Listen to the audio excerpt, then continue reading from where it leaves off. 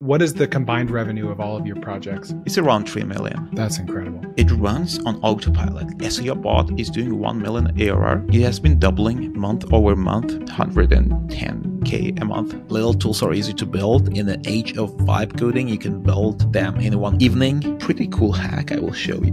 It's not a $1 billion idea, but if you're a regular person and you want to build a $1 million business, we have so many low-hanging fruits. Oh, this is so good. It's just right in front of our nose. So if people say, I don't have an audience, doesn't matter, that's not an excuse. What is your go-to tech stack for building all of these tools?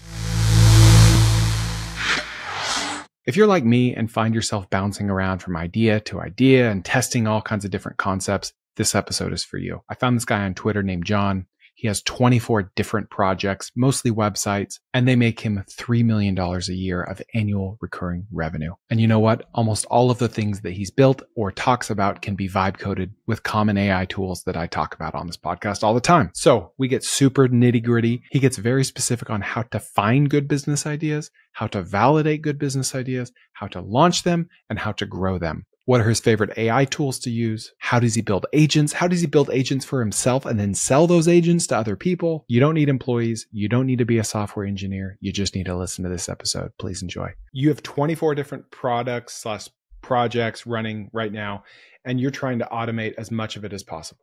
Yeah. When I saw AI happening in 2021, actually pretty early before most of the people, I started automating some of the things already with GPT-2 and GPT-3.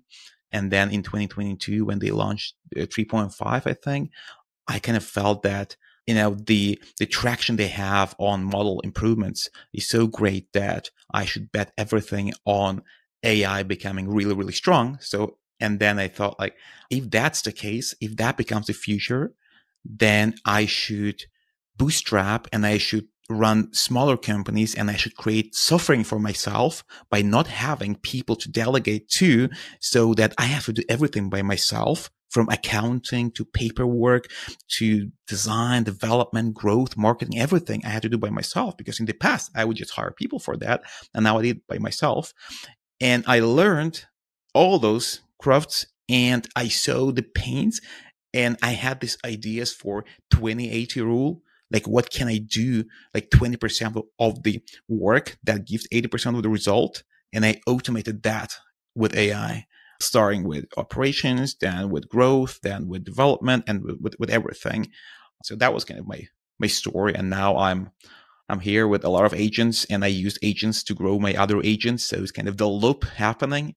So these 24 things, are they some of them agents that work for you, and then it's also agents that you're reselling to others as well?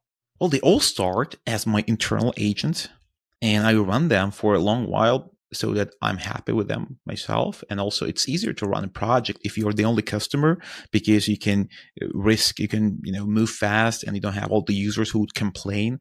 That's why I run for a year or two, or sometimes 3 years internally. And then once I kind of like the whole thing and it's stable and I don't iterate that much, then I bring on my friends, because I have a lot of friends who are building startups, and then I launch publicly for everybody to use. So eventually everything I use internally will become public. That's the end goal here.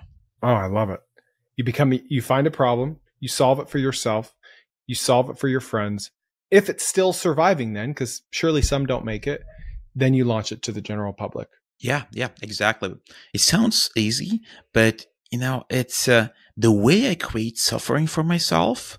It's really hard to replicate, because nobody really wants to suffer that much. Like, I have so many transactions, for example, like a lot of product and transactions, and I still do accounting myself. I hate those days when I have to do that, but I have to do that because then I understand whether the product I'm building, the agent I'm building, is good enough, and I can evaluate it. And I think whenever somebody else comes into the game trying to build the same thing, like, they have too much time. Like, I don't have time at all. So I'm kind of a typical user of the tool, while the other people who would build that thing, they would understand accounting really well, and they would kind of, have a lot of time to click the buttons and to use the interface. And I don't have that time. So that's why all my agents are so simple on the surface and so complicated under the hood, because, my vision is that the end goal for every agent is that I turn it on and I live it, and it just works as great employee. that's self-managed, agentic, and it asks me whenever it has questions and then goes back to do the work. What's an example of one of your agents that just works perfectly, but it's very complicated under the hood? Yeah, it's like SEO Bot, for example. I think that's one of the best agents I have. So it runs on autopilot. Like I even forget sometimes that it runs for some of my products, but then I get emails from it where it says, this week I've done this. So I built these articles, I built these how-to guides, I built these tools, like mini tools. It can even build little products that will drive SEO traffic. Then it can also collect all the news and then build some news letters and things like that. So it does a lot of the work that SEO department would do. It can also ask me whenever it's not confident about things. It would ask me like, I have a list of these things, and can you help me to pick what's the best from this list? Like I have 10 items, pick 5. And then I pick 5, and then it does the rest of the work. So it's able to involve me whenever it's necessary.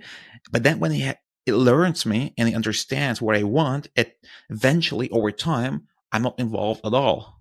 Like first you're involved every day, and then week, and then month, and now like once every quarter. Well, it's like training an employee, right? Yeah, exactly. Like a good employee. Yeah. Are you willing to share revenue numbers or anything like that? Yeah, SEO Bot is doing 1 million ARR. I think I shared that before. And crazy. It has been growing. It has been doubling month over month before summer. And in summer, the growth stopped. I think it's kind of been 110K a month during the summer. And now I think it will start growing again in September. Good for you. I think it was one of the first agent that kind of went into being a real agent, because all the other agents, they say they're agents. But if you go in there, it's kind of a tool that has a lot of AI in it, and you have to sit inside of that tool and use it. So it's just more convenient UX, where with my agent, from the start, I went the other way around. So it had no buttons at all. It was just turn on. It was a checkbox. You put it on and it starts. That was the only button I had in the first month. And then I was just adding more because some people ask for certain control, and I don't want to lose out on agencies and pro users, and they want more control. But I'm kind of not really into it. I think in long term, I believe that people don't want that much control. And the reason they want that much control now is that they have too much time. Like if you're an employee in a company and you have 8 hours a day to do SEO only, you have a lot of time, and you don't want to have a tool that just has one button, you turn it on, and what do you do then, right? Like, it doesn't appear like you're adding enough value. Exactly. But in fact, you're adding value because you have an experience and you can help the tool once in a while. And those little moderations will be crucial, because it's like the quality of the ideas wins over the quantity in this case. But people are not ready for that yet. And I took a risk and I went into that early. And a lot of people didn't believe that such interface will work, but it worked really well. And I think it's one of the well-known agents.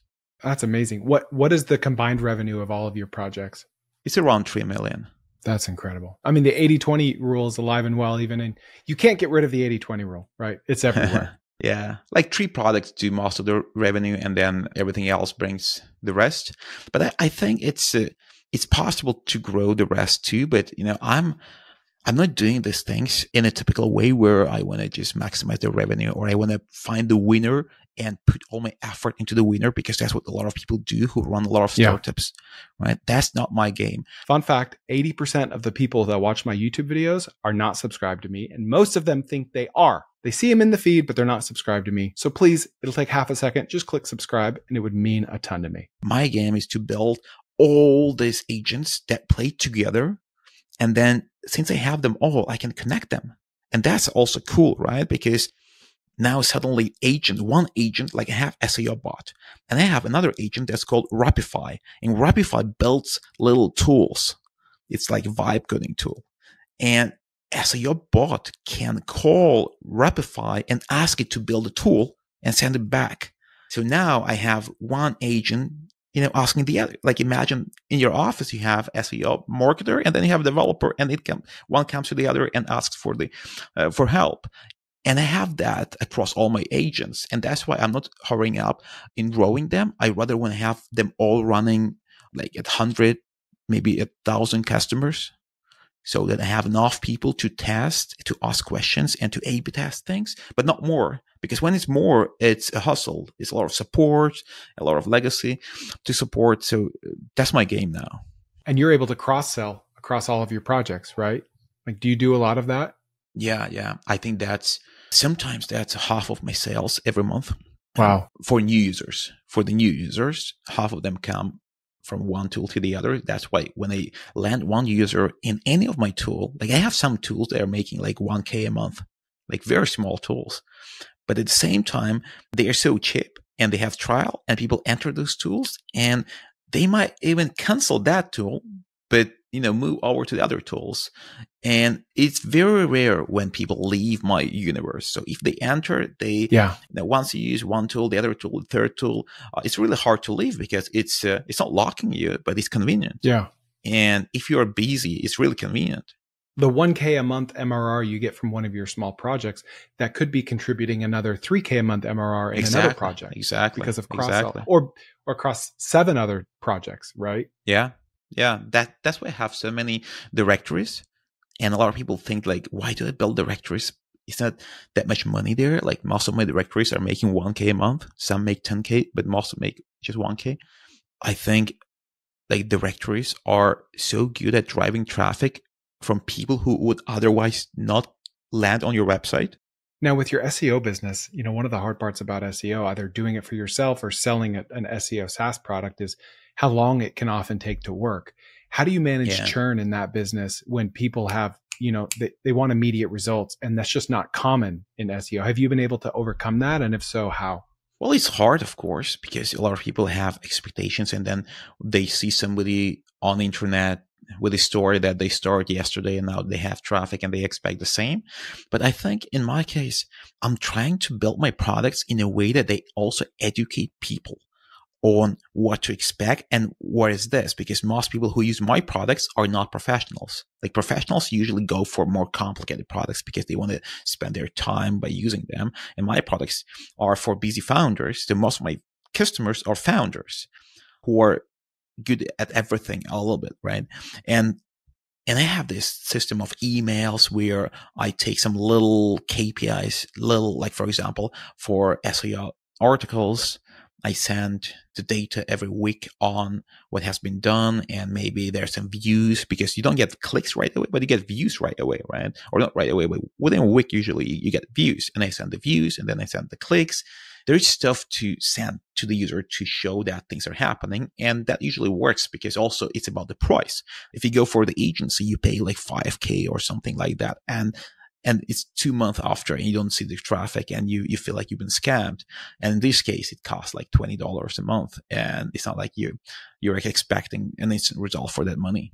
Oh man, that's so good. How long are your customers taking to see SEO results with your product? It's from weeks to month.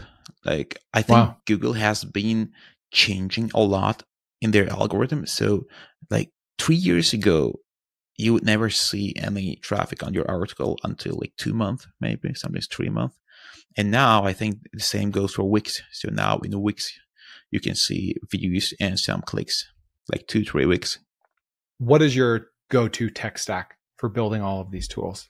I use a lot of the tools. So my main tool that I use for prototyping is Lovable, or other like Bolt or Cursor or Pincer. But Lovable is my favorite, I think, for vibe coding. And I use Lovable for prototyping. And often I use it to experiment with different ways of building the UI for this product, for example. Once I move past the prototype, I use my own AI coding tool called MarsX, because that's where I go for serious stuff, where the product becomes more complicated. So it's like 2 tools. So first one for MVPs, the other one is for full products. What about for automations and other stuff? You like Make? I use Make, I use Zapier, and I use Lindy AI. So I use all 3. All right. I'm like so intrigued by what you're doing. We had talked, John, about you showing us how you find ideas, how you build ideas, and how you grow ideas, right? Yeah. Why don't we get into that? All right. I will. just share my screen for that. Yeah, so for the ideas, I have this framework that I kind of made for myself, and it was pretty popular in the internet because I think it's very simple. I think the best ideas are the ideas that scratch your own itch.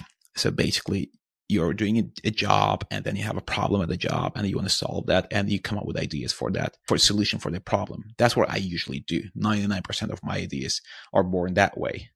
And then you have some other options for finding ideas. And usually my second option is to see that people are asking for something and then see whether a lot of people ask for it and then build that. So I will just show how I do both. And for example, this is so good. Like if I want to figure out what people are asking, I do a pretty cool hack I will show you. So I go to Google and I do this. So website builder that. So you do this and you see like that lets you code that doesn't use AI, that accept payments, that exports HTML. Like that's interesting. Like some people want that. And I actually know a guy who built a website builder that can do that. It became big. So, and you can do further like website builder for. And now we see the audience. It can be small business, photographers, artists. That's interesting. And we're assuming this is ranked by like search volume, right? Oh yeah, exactly. And if you see it here, it means a lot of people search for it. But you have the next step here where you can take this into the keyword research and validate, for example, website builder for artists. And now we can go into the keyword research and we can see how much traffic is going there. Yeah, so here we see it's around 10K visitors a month, which is not a lot. But if you look further, you have this one, you have this one. So you have a lot of requests, which are also kind of for the same thing. And they're also each 10K, 10K, 10K. So in total, it's probably 100K now. So it's pretty good traffic. Yeah. And also you can see where exactly people search for, and you can sort them based on the monthly searches. And now you see how people frame it, because that's also important.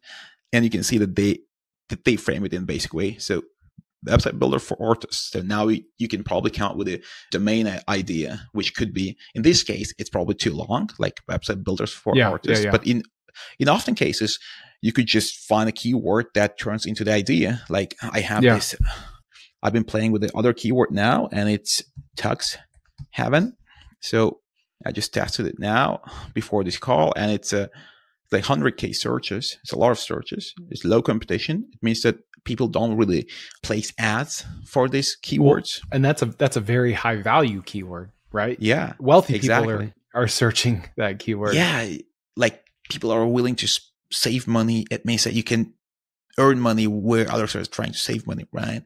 And then you can go and test all the ideas here. So you first find them on Google, and then you see, you make a list. So I usually play with it for an hour. I make a list in the Excel for like 50 or 60 ideas, and then I bring them back into the keyword research tool, and then I see their traffic. And at the end, you have a picture what you should work on. Because if you don't do that, then you're kind of in the dark, and you have no idea. You're guessing.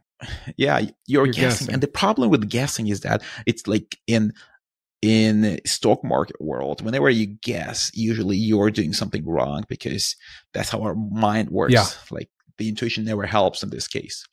I would take this a step further, John. I would if you're only listening to this, what we're looking at is just the autocomplete on google.com, website builder for, and from the top to bottom, it goes small business, free, photographers, portfolio, artists, nonprofits. So you can go to the keyword tool. In the artist example, there were 92 keywords that had over 100,000 searches per month. Cool. I would do that for like the top 10, small business, artists, whatever.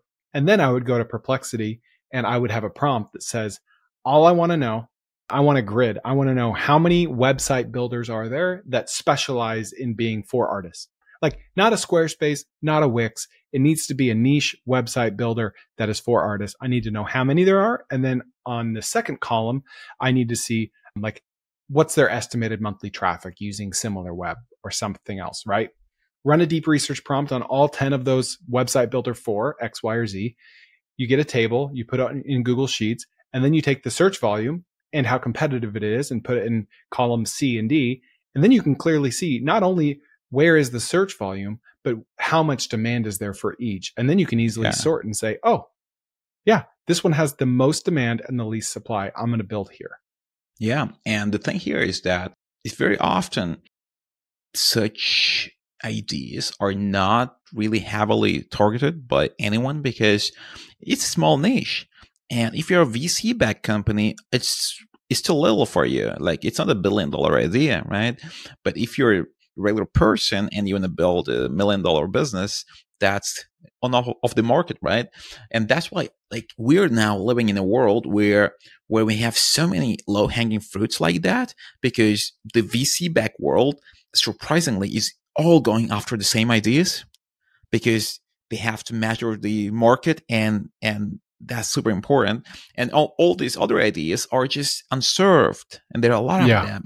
And I see now a huge movement where solopreneurs and indie makers and a lot of the people are just targeting this. Oh, this is so good. It's like, it's just right in front of our nose. It's just google.com, but it's like a prompt. It's like a Google prompt, right? And looking at it in the right way. Yeah.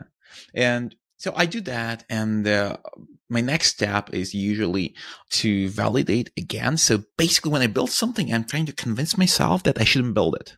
Like, you should behave that way, because if you try to, like a negative bias, just to be exactly safe.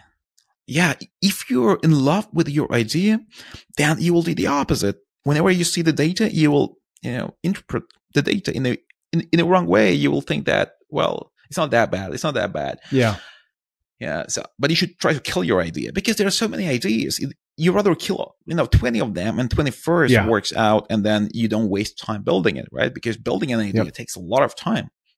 So then my next step is usually I go to my Unicorn platform, and you can go into any other vibe coding tool, but I recommend to use like website builders for websites rather than vibe coding tools, because the website builders are made for landing pages, and they have good SEO optimization and things like that. So go for Framer, Unicorn, Webflow. Don't go for Lovable or Bolt or others for this, because they are made for apps, right? For where you have the user login and things like that, because people kind of mix those things. And I think this is really important. Like, you have landing pages and you have your web app. And for landing pages, use landing page builder, right?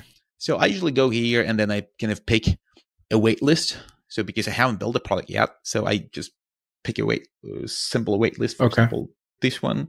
And then I go for create, and then I say website builder for artists. Yeah. And it will just build a little landing page with a wait list. Now, it has to be super simple. Like, your goal here is to just see whether anyone is willing to put their name, or like, here, put phone number. I don't need that. So I just remove it. Yeah. Name and email is enough for me. So that's it. So now I have my landing page. Show it to potential customers, and see. Normally don't want to join waitlists because it's silly, right? But still, if you show it to 20 people, at least one person would join, because some people are curious and they want to kind of get to know about this once you launch. So it still works.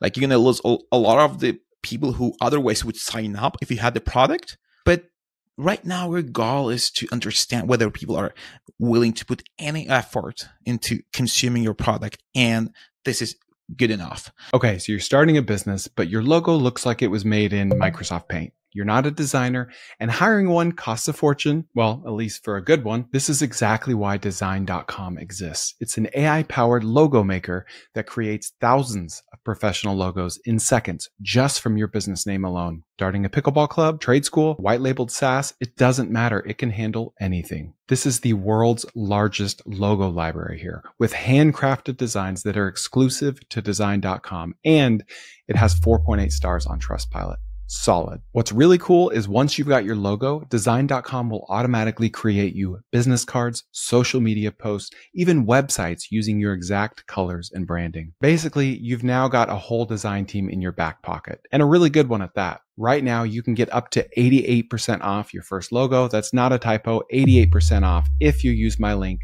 but only for your first one, so don't sleep on this. Head to design.com/Chris Koerner because your business deserves a real logo, not some clip art. So I share this on social media, on Reddit, on replies. So I search on social media for people asking content about this question. Yeah. Or sometimes not even asking about the question. Like sometimes you can be a bit more spammy.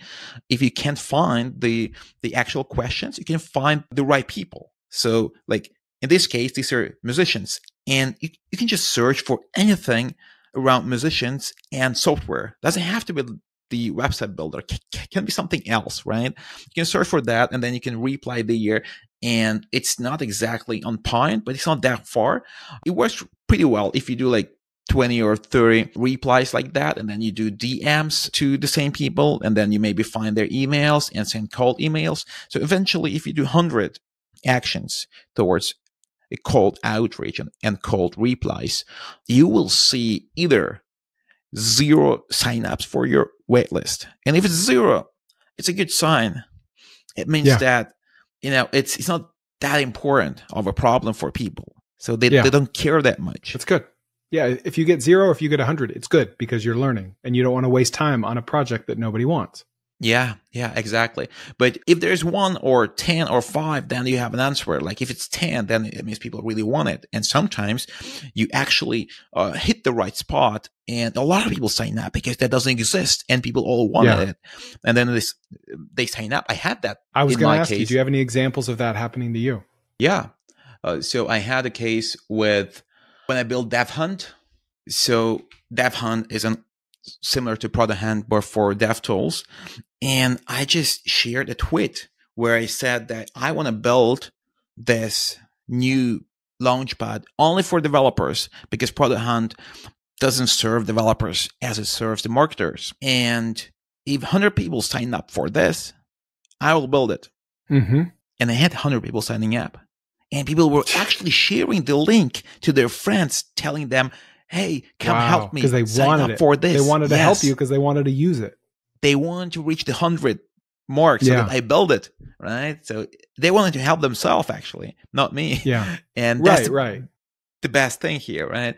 So, and I do that every time. So basically all my products, even before I build them for myself, I still kind of test them on public using these methods because I know I'm not building something that I will never be able to launch to the public, and it works really well. So I do it through social media, and I kind of found a way to do it through social media even before I had followers. Now I have a lot of followers, but in the past I had almost none, and I still found a way because the interesting stuff about social media is that right now they don't really respect the follower count as they did in the past.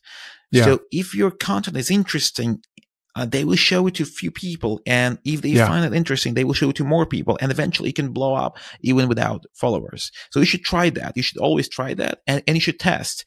You should test different messages on your kind of launch tweet. But if that doesn't work, you can also do ads. You can send paid traffic to your tool. And paid traffic works too sometimes. So in the past, I was using Google and Meta for that. But, as with everything else, I ended up building my own tool for that kind of does it for me.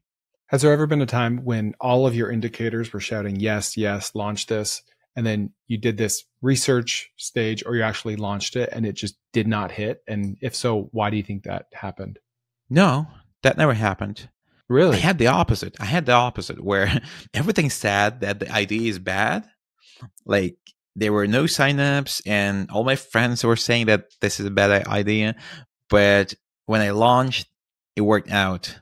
So I had the opposite. But if I get the validation through this methods I just showed, I go for the last step. Actually, there's one more step that's just to make sure 100% that it's going to work. I ask for pre-bookings. So I give people 70% or 90% discount if they buy now.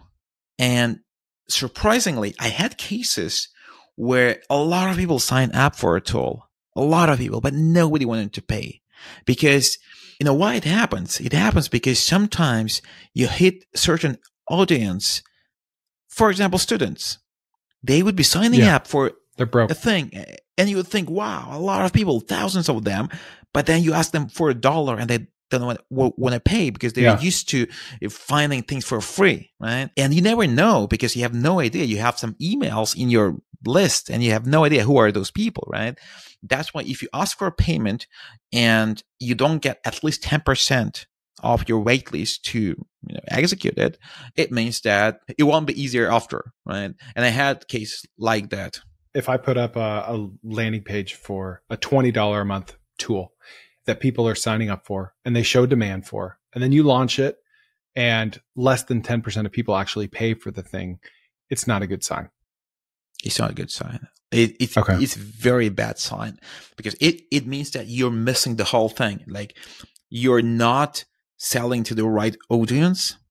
And that's a big problem because it's not something you can just change, because if you go after another audience, it's a new game. You have to, like, maybe all this traffic you saw on keyword research was from the wrong audience, right? Yeah. And you don't know that because it's just numbers. And that's kind of the problem. Like, you get excited about something because there's an interest, but it's wrong people. And you can't, like, now you have to kill the idea because most likely the right people don't search for it. What if you're just priced too high? Like, it is the right audience. 7% of people buy it, and it would be higher if you were priced at $9 a month instead of $19. How do you know when that's the case, or do you? Yeah. You offer them a discount. Let's say even with the discount, like it's normally at 49 and you're offering it for 19 or 9, right? Like, let's say that is the case. They will tell you. So you offer them a discount and they tell, well, that price would work if that was one time, but I won't pay every month because this tool doesn't look like a tool I should pay every month, for example. I had cases like that. For example, I have a listing bot where it lists you on directories, and first I wanted to launch it as monthly subscription, but people said that, why should I pay every month? You just kind of do the work once for me and that's it. You can talk to people, and usually if they walk through your process where they join your waitlist and you pitch them the discount and pre-booking, they would usually, not all of them, but some of them will tell you back that it's too expensive or it's wrong pricing. It should be once, or the opposite. So it should be once, it should be every month, because I had the opposite too. I had this tool called Count Visits. It's for analytics. And I went for a lifetime deal there. And people said that I don't want to pay $100 at once because maybe I don't like the tool after all. So I rather start with $9. But they told me so, and I changed things. Like, if you do this, like imagine if I put just my payment link like everybody else does, then if people don't want it, they just leave. You have no idea why they don't want it. But if you get them into your wait list, and then after a while you send them the payment, then you're sending it through the email. So you have the thread on the email with them, and they will answer. There's so much I want to ask. All right. So you can validate with paid ads. So if people say, I don't have an audience, doesn't matter. That's not an excuse. A, the algorithm rewards good content, whether you have 0 followers or 1 million. B, you can use paid ads to skip the line. What other tools do you use to validate demand? And has there ever been a time where the opposites happened and you never launched something because your tools just told you it wasn't there, and you think that you avoided a failure by doing so? I haven't had cases where I completely gave up on an idea, because usually my first test for the idea is whether I want it myself or not. And I never go on if I don't want it. And if I want it, then I still want it, even if others don't want it, right? But now I have to figure out why I want it and others don't. And it takes time for me sometimes. Like, I could put the project on hold for a year just because I want to slip on it. And eventually I ask people and ask people and ask people, and my intuition tells me. Also, I do one thing that's not common.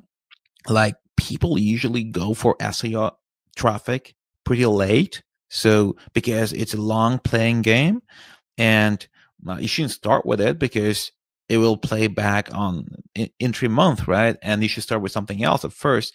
But in my case, since I have so many products and they're all not pressing me on time, like I have all the time in the world, I usually start SEO work on the day one.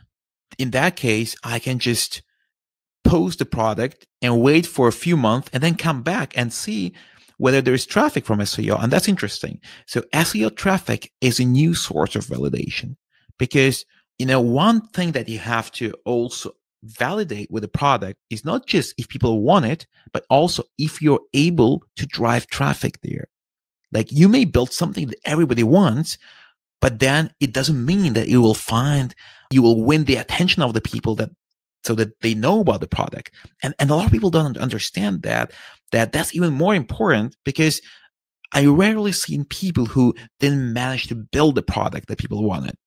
It's funny. I've made the same mistake of spending months and years saying, yeah, I don't do SEO because it takes so long to pay off. 1 year later. Yeah, I just don't really do SEO because it takes so long to pay off. 1 year later. 1 year later. Like, dude, exactly. If you would have just done it any of those times, it would be paying off by now.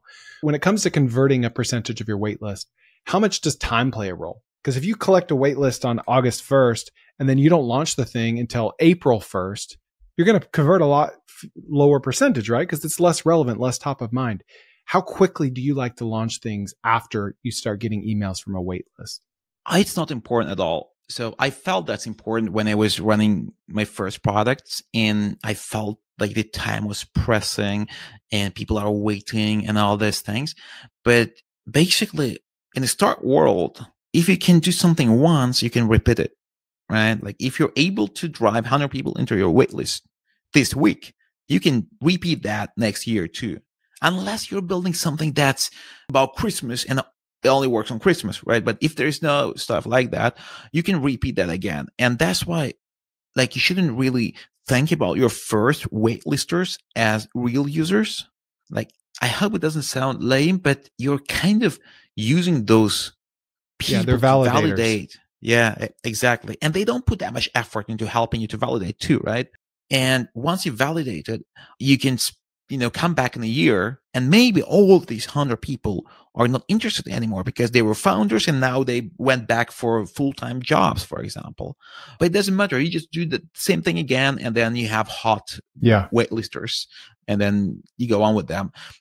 That's why, like, I would rather be worried about me doing things on the right time. But then, like, for example, like you said about SEO, like if you don't do it early, then, after a year, you think you should have done it a year ago. And so it's compounding and you should do it as early as possible. But for some things, you can do it at any time and then redo it and then all fine. Yeah. So here's how it works. So basically, I give it my URL. So it does the analysis and then it learns the audience, the keywords, and here it found all the keywords that will drive traffic and they have low competition, and it made a plan for the next articles. So now if I click proceed and I pay, it will just start working and every day will post one article and I come back in 2 months. Is this web-based or is it an app? Yeah, it's web. It just looks like an app, but it's web. Yeah. I think SEO was probably my cheat code in the beginning. Like now, a lot of people use it, but in the past, only rich startups use it, and I was the only poor founder who was doing SEO because I had the tool that I built myself. Mm-hmm. But I think it's like for people who want to test a lot of ideas, like 3, 4, 5, 6. This is one of the best way to test it. You just invest a little time into SEO for all those ideas, and you'll leave them hanging for a few months and you come back and you see, and you will clearly see the difference. Maybe you won't have huge traffic, but you will see that some URLs get zero traffic. It means that no way you can compete. Like with some keywords, they're like rich people paying a lot of money and you can never win that. And with other keywords, surprisingly, you win easily and you get a lot of traffic and you can grow on that. And it's sometimes easier to just test rather by building the articles than actually doing this, long keyword research stuff. And because the keyword research, as I told earlier, you never know who is clicking that, which is also dangerous. Like you might see some numbers, but maybe those are wrong people. But if you drive traffic into your blog, you can have little banners within your articles with the waitlist. So that's kind of another way to test your waitlist. You just put a banner and it says, by the way, if you want to try this website builder for artists, leave your email and we will not notify you. And that's another way, because you will see some data out of it. Now, with this, does it integrate with like Webflow and other web builders so you can publish these articles without having to touch it? Yeah. It just syncs with Framer, Webflow, WordPress, everything. So you basically never have to come back if you don't want it. It will try to nag you and bring you back to help, but if you ignore it, it will just like an employee who will ask you questions, and if you don't answer it, they will just go and do as they think they should do it, right? Oh man, that is so cool. Quick question. What if there were a private community out there of people that were building businesses based on this podcast? Well, I just made it. And it's only for business starters and business builders. It's called TK Owners. And it's basically like having me and 100 other business geniuses as your business partner. Also, there's going to be exclusive new trends, growth hacks, business ideas, and a database of everything I've ever talked about. You'll find thousands of startup case studies. You'll have weekly Ask Me Anythings with me while I'll answer your questions directly. You can join now at tkowners.com, link in the show notes. Okay, so we've talked about validating. Well, we've talked about ideating, validating. What about growing? Yeah, so the growth part in my world comes from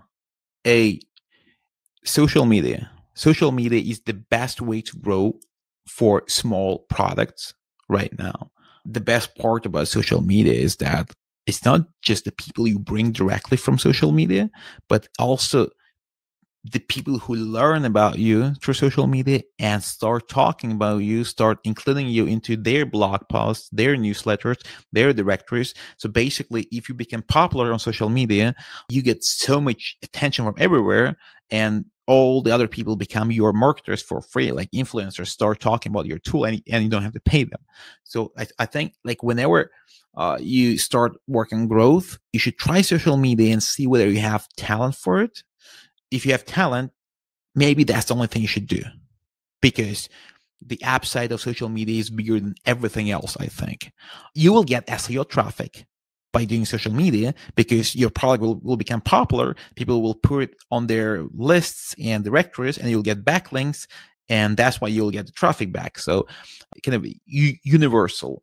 And the other thing is SEO, as I just talked. So you should make sure that you have enough backlinks. You should grow your domain rating by having backlinks, and you should generate articles or write them yourself or use any of the tools available for that. And a lot of people think that that's complicated. They should outsource that to agencies and stuff like that. I think if you have money, you should, because they will do a good job, but it doesn't take that much time. I think spending 1 hour a day in 1 month, you can have decent output from your SEO efforts. Yeah. And then number 3 is partners, affiliate partners. So you should sign up for something like Tolt or First Promoter, where you're able to create this portal so that your partners could sign up there, get unique links and a code, and they could promote your product and earn money. And you should be really, really generous on the commission. Like a lot of people have this like 10% or 15%. You should be crazy generous. Like go 50%. Like if you don't have costs on your product, go for 50%. If you have underlying costs, maybe go for 25, 30. And then you'll see people actually, promoting your product. I have a lot of people promoting it, and it's one of the best investments I made. So that's the number 3, the partners who promote your product for the commission. Number 4 is you should place your product in front of the people wherever you want, wherever you can. It has to be everywhere on directories, launchpads, forums, Reddits, and social media. You should find all possible conversations on Quora and other places where people talk about it and place it there. So that's really important. 2 reasons. So number 1 reason, people may just stumble upon your product there and become your customer. But number two, which is even more important, LLMs crawl those websites, and they crawl those comments and those articles and those listicles. And then they may actually add that into their training data. And then they will reply with your product when people ask. And that's really big. Like, I have some of my products that suddenly just blew up because they were in a training set for the latest LLMs. And now I have like almost all traffic coming from ChatGPT and all the others, because I think they all use the same training set. Like, it was surprisingly, simultaneously when I got the traffic from ChatGPT and Claude and Grok on the same week. So I think they're buying the training that data from somebody. Interesting. From the same person, from the same company. Yeah. So, and then number 5, you can build little tools that are free to drive traffic to those tools. And then you channel the same people into your paid tool.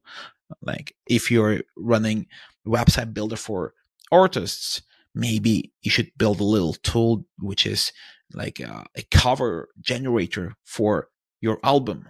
That's kind of probably a good keyword, right? Because they just a lead magnet. Yeah, exactly. And they would go there, they would generate their album, they would enter their email to receive the PNG in a good quality. And in the email, in the bottom, you would say like, by the way, here's also my other product.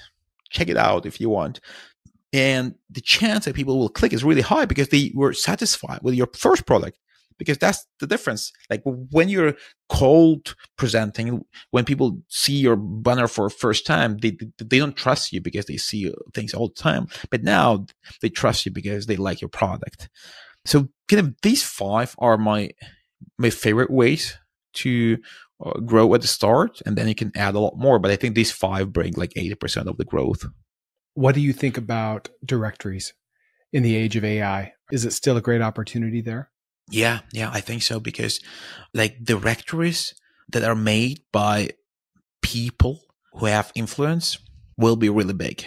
It's just like if you go to Instagram and an influencer has a list of anything, car influencer has a list of, car shops or tires or things like that, you're going to trust that and you will be willing to follow those links and buy that and share it to your friends, right? And I think the same going to happen with AI. Like, AI is now in a place where it has so much information, it doesn't know how to pick the right one. Like, Google in the old world tried to use the number of incoming links as a way to rank the websites, right? But it's so easy to game that. And now AI systems don't know how to rank the websites. They're just using the same system Google is using, and that's easy to game. And over time, I think AI we'll already see that. They start using Reddit now, and when they use Reddit, they also pick the articles with certain amount of upvotes, right? So they want to filter out trash. And I think the directories are going to help humans to filter out trash. And like in every category, there will be so many items that how do you choose the right one? And directories can help with that, and especially directories made by people who have social media influence. I think that's kind of the mix here. And so there's an opportunity to partner with people that have influence, right? Because most people listening or watching are not influencers, right? So we can all slide into their DMs and plant that idea in them, because they're certainly not thinking along these lines. Like, hey, you like they say, invent the disease and sell the cure. Right? Like, hey, I see that you have this list of all these things. Like, do you realize that directories are going to become more relevant than ever in the age of AI? Just so happens I can help you with that. Let's talk about splitting up this business somehow. Yeah, I mean, that's exactly my model, right? But I do it the other way around, partnering up with people who own attention to build a product around that attention is great. And you can do not only directories, but you can also do little products, little tools. Little tools are easy to build. In the age of vibe coding, you can build them in one evening. So now how do we compete? Like, we can all build that same little cover generator for an artist. But if that cover generator is built by 50 Cent or Eminem or there is some connection there, then it's a different thing. It stands out from all the others, right? And if we make a wild guess that AI will make it easy to do everything, if that's the guess, or most of the things, then it will be difficult to compete because everything is the same, as good as the other things, right? And now you can compete through reputation, and the reputation can be either built by yourself, which is also not a bad idea, because like we're not influencers, all right. When you say influencer, you think about somebody huge with millions of followers. But if you pick something really small, like something where only 10,000 people are interested in this in the whole world, probably there's nobody talking about that. And if you just start talking about that, that will be enough to go viral within that little group, right?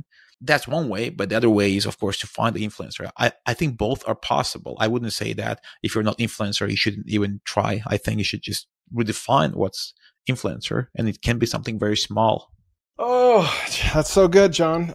Thank you. This was awesome. Where can people find you and your products and whatever you make?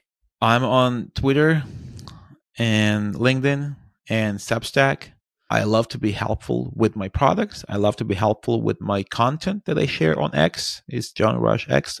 I love to be helpful with advice. So I think I'm probably the only person with so many followers who answered every single DM I ever received and every single reply. If there was a question, of course, because there's a lot of spam. And I think I will stop doing that by the end of this year because it's overwhelming, but I will still do that for the next 3 months. So if people need help, I'm open. My DMs are open. Okay. Thank you. Thank you. All right. What'd you think? Please share it with a friend, and we'll see you next time on the Koerner Office.